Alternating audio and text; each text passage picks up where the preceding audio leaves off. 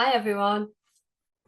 This week I'm going to be talking about love bombing, mainly because I've seen a lot about it recently and I thought I would come on and give my take on it. So have a listen. I'm sure it will resonate with a lot of you, the points that I have to make.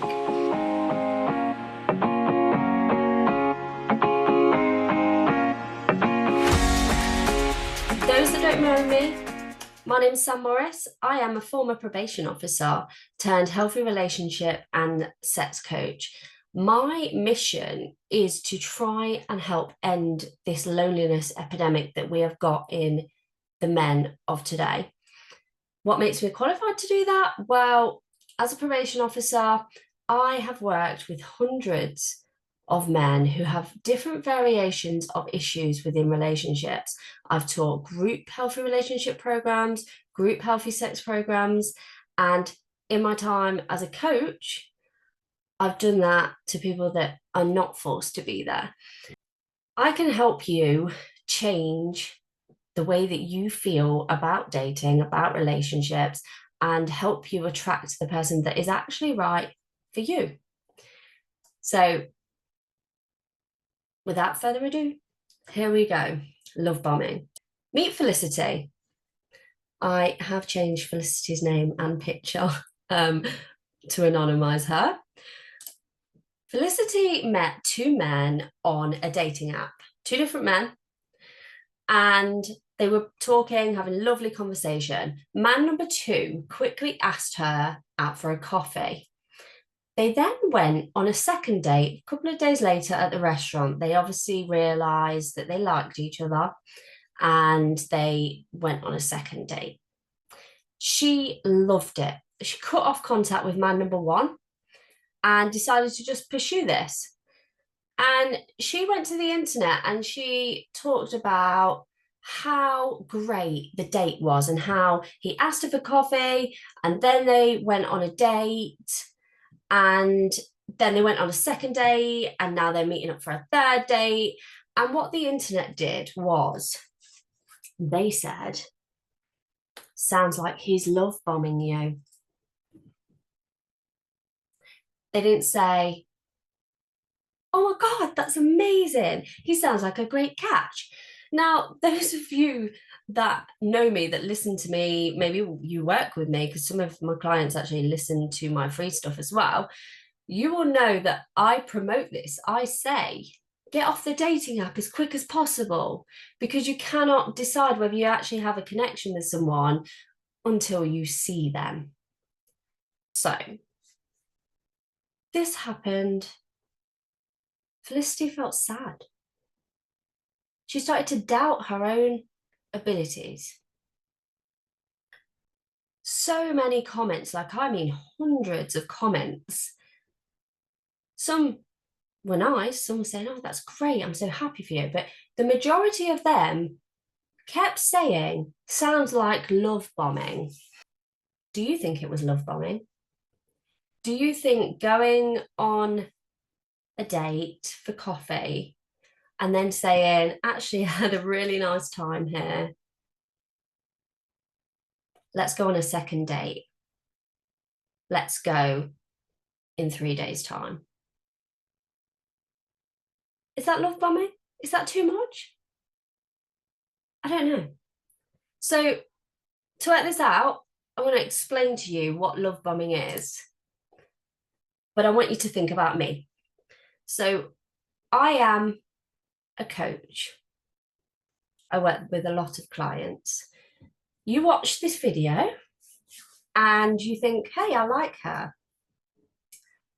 I am going to get one of her free downloads, or I'm going to do her quiz. I've got a quiz that basically asks you whether you're ready to date, and then what happens afterwards is I send you some tips about what you need to do. I'll put that in the show notes if anyone actually wants to do it, or obviously in the description if you're watching this on YouTube. But this is your process, and you're like, you know, I might want to work with her. And then as soon as you put your email address in, maybe you put your actual address, and I don't ask for people's actual addresses, but I know some people that do. When you sign up to mailing lists, it's like, give me your actual address, give me your phone number, give me your date of birth, everything, all of the things. I don't do that. I just ask for your name and your email address. But let's just imagine that you had given me your address, and the day after you gave me that, I sent you a present. So I sent you some chocolates, and on the chocolates it said, "Oh, thank you for signing up." And you would be like, "Oh, that's nice. That's cute." And then the following day, you get some more chocolates, and you think, maybe she's made a mistake. Maybe she's sent them twice. Who knows? On the third day, you get not one box of chocolates, but you get 5 boxes of chocolates from me. They say, from Sam Morris. Thank you very much. Thanks for, doing the quiz. You're like, why is she sending me so much chocolate? And then day 4, you get 20 bunches of flowers. At this point, are you thinking that I am insane? Maybe. If I was sending you stuff to your email address, maybe on day 1, I've sent you, here's some free tips. That's great. You really appreciate that. And you're happy about that. And then on day 2, I send you my course for free. My course that, you're like, why is she sending the course? It's like £1,000. Day 3, I then send you a load of books, like free ebooks. And then day 4, I'm like, I'm going to give you a one-to-one for free. I'm going to give you, I'm going to go bigger. I'm going to give you 3 months one-to-one for free. And you're like, what is the catch here? Actually, she's weird. I don't trust her. Unsubscribe. Bye. Okay. Team that with me. Also, I'm sending you emails and I'm saying, you are amazing. You are so loved. You're brave. You are gorgeous. Well done. You've literally not had any interaction with me other than this first interaction where I've sent you the video saying, this is what you need to improve on based on what you scored in the quiz. And I'm sending you emails and I'm saying, you're so amazing. I'm going to send you a text as well. You are amazing. And then maybe we get onto a Zoom call, because all of my one-to-one clients, I actually interview them before we start with the one-to-one in, and there's actually a story behind why I do that.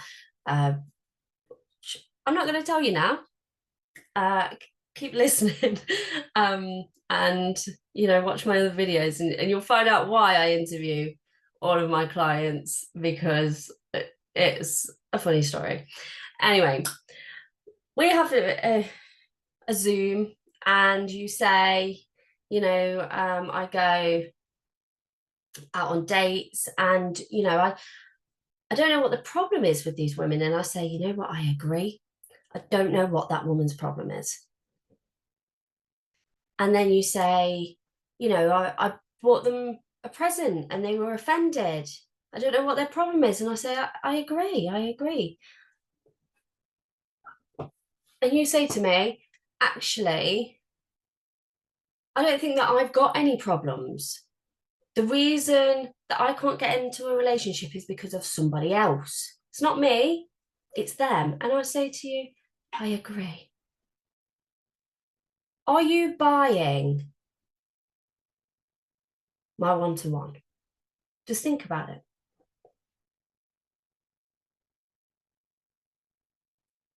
Have you decided that I'm the person for you because I'm agreeing with everything that you've said? Possibly not.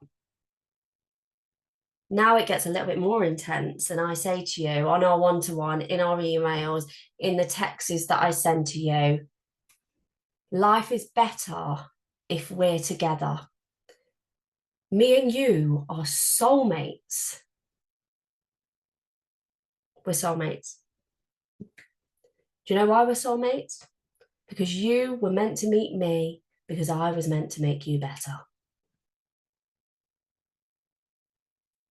Are you booking me as your coach?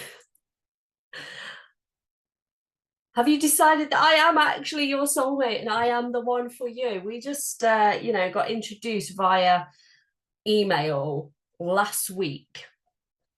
And, in week 2, we are soul mates and I love you. No, I don't think that you think that. And actually, if I did do that to one of my clients or potential clients and they decided to take me on and I did all of these things, I wouldn't take them on, because why would you want me to be your coach if I'm going to agree with you all the time? I'm going to tell you when we've only just met that we are absolute soulmates and we were meant to be together, because actually I could be your coach for 3 months and I could help you a lot. And then actually after those 3 months, you're like, okay, Sam, I'm done now. I've had business coaches over my time that I've moved on from. They were great for me then, but then I moved forward. I have a lot of, feelings towards those business coaches. And I do have a lot of love towards them because they did help me a lot, but we're not soulmates. I'm going to continue to email you and text you, let's say 15 times a day. Yeah, we're by this point we're in week 3 and I've done all the other things and I'm emailing you, I'm texting you 15 times a day. Come work with me, please come work with me. Oh, what are you up to? How's your day going? Are you getting annoyed with me? Am I making you feel uncomfortable? I cannot believe that you have listened to another podcaster. We're in week 4, by the way. I'm so upset. I'm going to text you really nasty, nasty stuff. I'm going to email you. Why? Why would you do that? Why would you betray me like that? Who are you talking to? Who are you listening to? Are you calling the police on me right now? Let me know in the comments. If you're on YouTube, let me know in the comments like how you feel about me doing all of that to you. Makes you feel uncomfortable. Humans naturally, we don't like to be mean. Some people do actually, go onto YouTube, you'll see.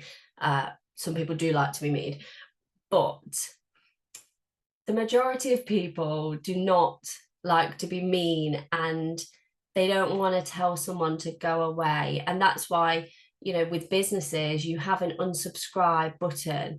If you personally had to ring someone up and say, I don't want to be on your mailing list anymore, then you probably wouldn't do it. You would just continue being on, and just delete the email. You wouldn't even open it. So let's transfer that into dating.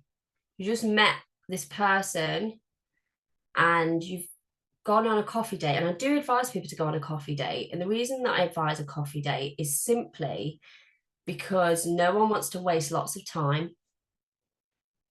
No one wants to waste lots of money.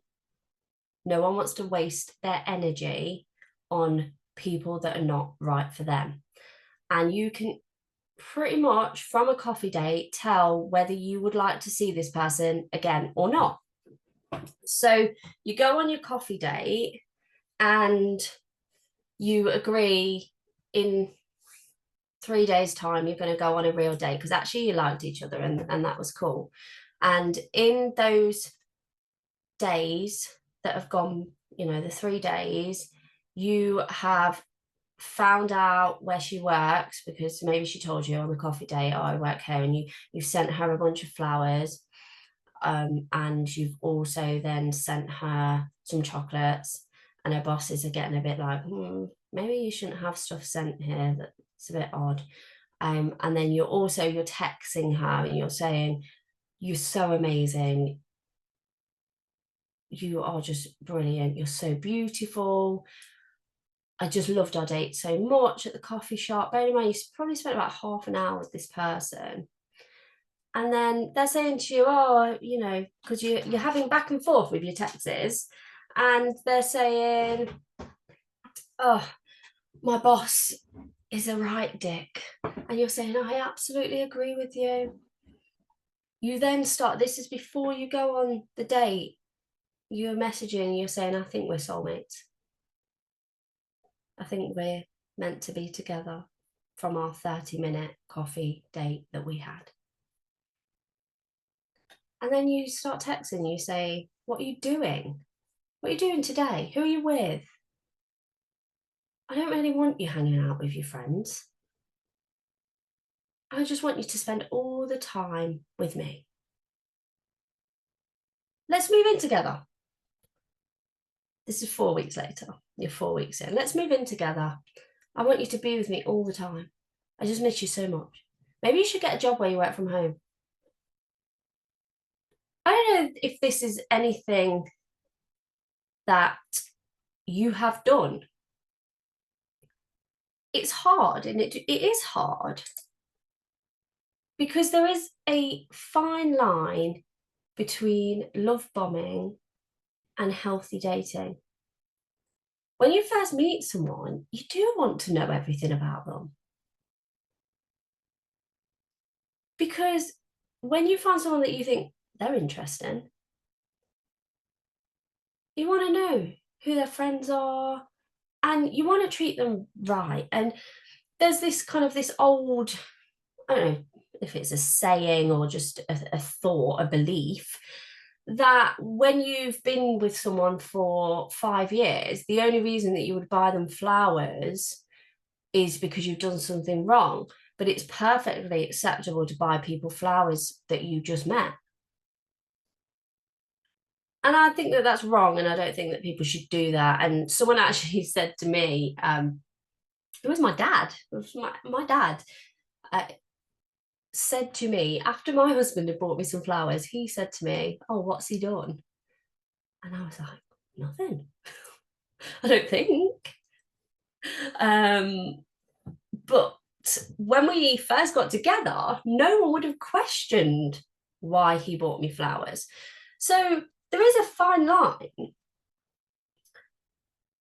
And it's very difficult because there's conflicting advice out there. If you Google what should the gap be between the first date and the second date, there's quite a few different conflicting views. I think Wikipedia, WikiHow, says it should be under a week.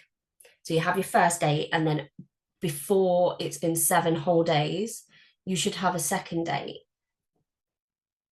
Another website said it should be within 2 weeks because you want to keep the love and the not the love, but the way that you are feeling about each other.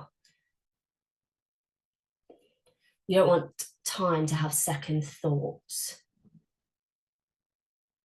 which I always think, well, if you're having second thoughts, then something isn't right anyway. Might not be that person isn't right for you. It might be the problem is you. Maybe you're having second thoughts because you've got trust issues or something like that. But yeah. So there's conflicting advice out there. What I say will be very different to another relationship coach.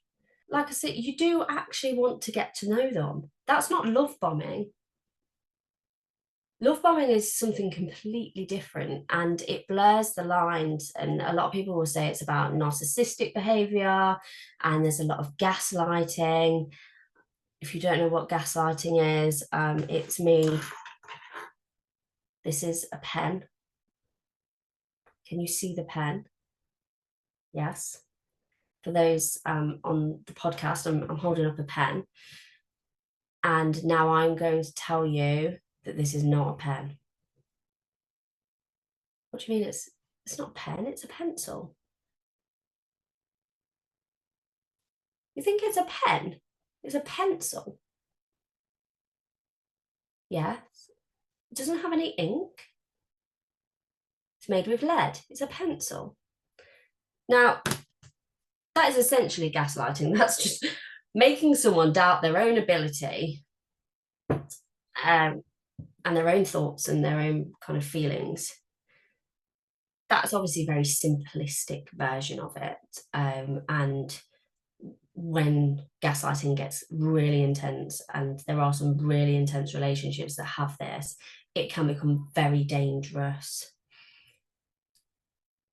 But love bombing is often associated with narcissistic behavior and gaslighting. And I absolutely agree with that. But there is still a fine line. The other issue is that you actually might not realize that you're doing it. I used to work with a guy. He's in a very happy relationship now, but I used to work with a guy, and he grew up with a mum and a dad. They lived in the same household, and they didn't really argue. And it was just your standard household. There was no trauma, nothing like that. But all he'd ever seen was his mum and dad together. He'd never seen anyone dating. And then when he went off to uni, a lot of his friends went off to uni and they all went to separate places. And he really struggled at university to make new friends. He didn't enjoy it. He always had the same friends from when he was a kid. So he really struggled with the new concepts, and he made acquaintances, but they're not people that he kept in touch with after university. They were just people that he partied his days away with. He got back from university and obviously he kept in touch with all of his friends from before, but he quickly realized that they were all in relationships and he was still single. He kind of struggled to speak to women. Every woman that he spoke to assumed that he was trying to kind of just have sex with them and then that would be it. And in all fairness, he was in uni and that was kind of the life that he wanted. He had never seen the start of a relationship.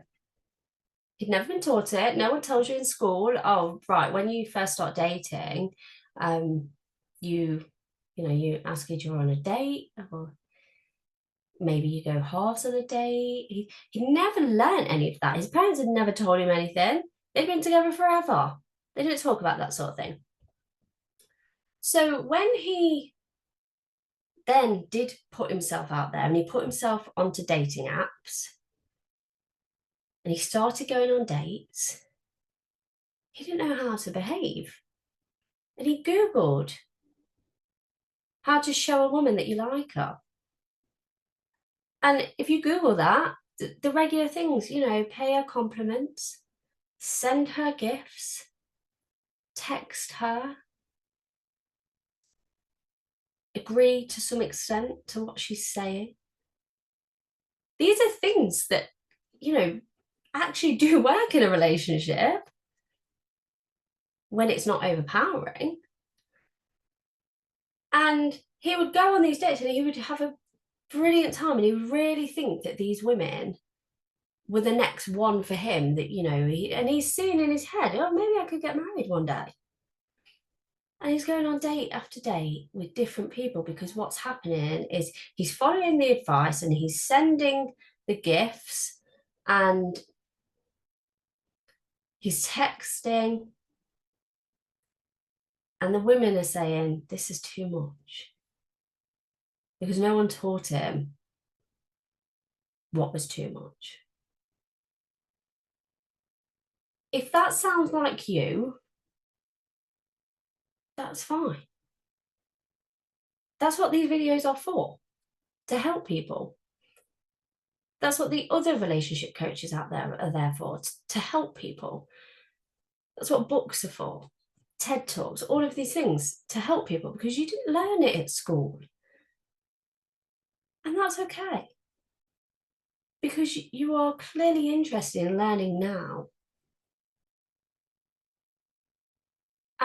What I did with him was I worked with him on the basis of what is the right times to send stuff. Maybe don't send a gift to their workplace that they've flippantly told you, oh, I work here, on your first date. Don't send a gift there. And we worked together for quite a long time, and he did have a lot of issues. He had a lot of confidence issues, and we worked through that about introducing yourself to people. And we did a lot of practice, and what I do in my work is a lot of practice. You will practice with me. I will get actresses to come and practice because practice, and you'd have heard this from being a child, practice makes perfect. We're not looking for perfection, but you get the idea. The more you practice, the better you get at something. If you decided you wanted to start learning to speak Italian, something that I'm currently doing, another long story, but I went to Italy and I felt really bad that an Italian man apologized to me that his English was bad. And I said, my Italian is bad too. And he said, yeah, but English is the universal language. And it made me feel guilty. So what do? I'm going to learn Italian. Can I speak fluent Italian from having one Italian lesson? No, I cannot.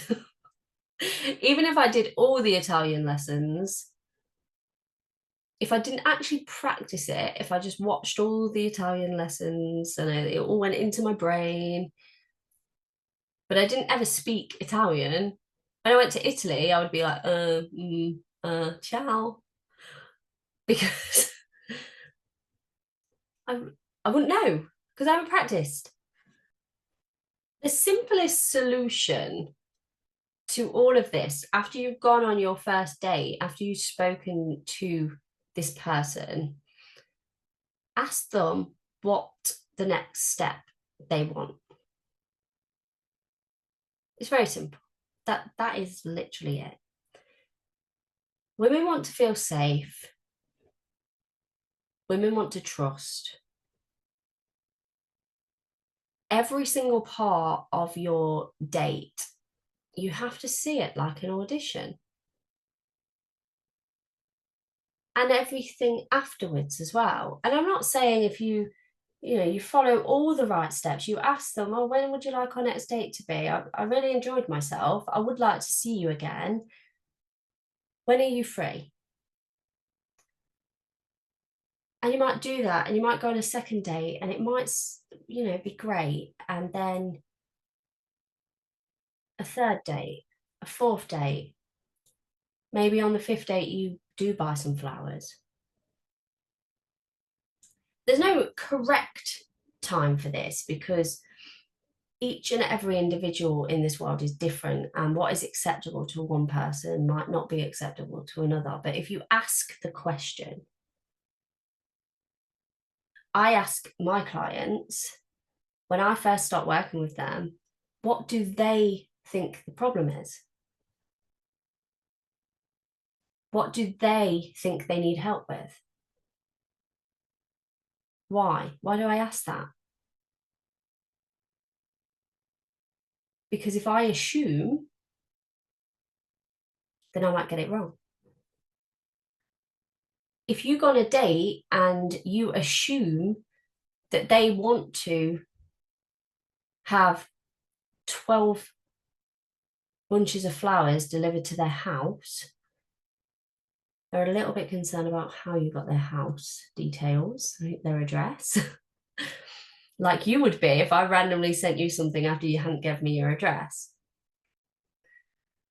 But if you ask them, when would you like the next date to be? It makes things a lot simpler. But it might still not be perfect, and that person might not be the one for you. But what you've got to see is every single time you go through this process, you're practicing so that you are not perfect, but you are close to perfect for the person that is the right one for you. The saying, you kiss a load of frogs before you find your prince. I know it's related to fairy tales and princesses and all of that, and I don't believe in any of that. But the truth is that you do have to practice, and you may make mistakes and you may have some failures in any element of your life, not just dating. But every single time that happens, you move forward, you just try again, you do better. And then when you do meet that person, the one that you're going to spend the rest of your life with, the one that you're going to be happy with, you are as close to perfection as you can be because you've done all the practice, you've done all the failings, and then you don't mess up with her. So that's my take on love bombing. If you are struggling, I am obviously an anger management expert. That is essentially what my degree is in. And I also know a lot about stalking behavior. I know a lot about controlling behavior. If you are at the next level where every single relationship you're getting in, they're saying you're controlling and they're wanting out because of that, then there's a lot more work that you probably need to do. And I would suggest it doesn't have to be with me, but I would suggest one-to-one work on that. If you do want it to be with me, if everything that I said has resonated with you, then put in your application and we'll have a chat and we'll see if we're right for each other. I'm going to come back. If that isn't the case and you just want a little bit of extra help, go take my quiz.